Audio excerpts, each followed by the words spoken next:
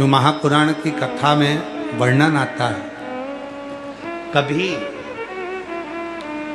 यदि स्वप्न में सर्प दिख रहे हों, स्वप्न में यदि सांप नजर आते हैं, सर्प दिखते हैं, सांप नजर आते हैं, या अपने घर के पूर्वज पितर नजर आते हैं, पूर्वज दिखते हैं, पितर दिखते हैं, कोई मरकर चले गया, कोई शांत होकर चले गया, वो अगर दिखता है, बार बार नजर आता है, पितृ दिखते हैं, कोई श्वेत वस्त्र में हमारे पितृ नजर आते हैं या सर्प नजर आते हैं, तो उसमें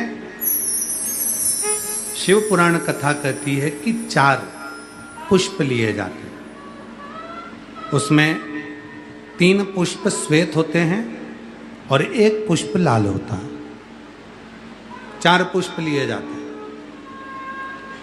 यदि सर्प दिखते हैं, पितर दिखते हैं, कोई मरा हुआ व्यक्ति बार बार नजर आता है, कोई मृत्यु के घाट पर उतरने के बाद कोई मुर्दा दिख रहा होता है, कोई नग्न नजर आ रहा होता है, तो 4 पुष्प लिए जाते हैं। 3 पुष्प होते हैं उसमें सफेद और 1 पुष्प होता है लाल। कहते हैं वो जो 4 पुष्प होते हैं वो भगवान शंकर का जो शिवलिंग होता है, जरा ध्यान देंगे, जैसे शिव जी का जो शिवलिंग है, इस शिवलिंग पर चारों स्थान पर 4 पुष्प अपने को रखना है। 3 पुष्प शंभो शंभो शंभो शंभो शंभो, 3 पुष्प, एक ये तो हो गई जलाधारी जहाँ से जल बहता है, 1 पुष्प यहाँ, 1 पुष्प यहाँ, 1 पुष्प यहाँ, ये तीनों जगह पर सफेद पुष्प आएंगे। और चौथा जो स्थान होता है जिसको अशोक सुंदरी की जगह कही जाती है, वहाँ लाल पुष्प आएगा। इन 4 पुष्पों को वापस उठा लिया जाता है। इन 4 पुष्पों को लाल वाले पुष्प से उठाना प्रारंभ करते हैं और फिर तीनों सफेद पुष्प को उठा लेते हैं। जो त्रिशूल होता है, जहाँ हरि और हर का मिलन है, वासुकी और शेषनाग का मिलन है, शक्ति का मिलन है, उन 4 पुष्पों को उस त्रिशूल के चरणों में रख दिया जाता है और बाबा को अपने मन का भाव कहकर त्रिशूल का स्पर्श कर कर वापिस आया जाता है।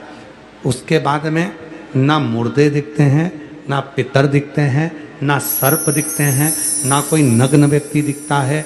उसमें स्वप्न में अपने को ये सब कुछ दिखना बंद हो जाता है।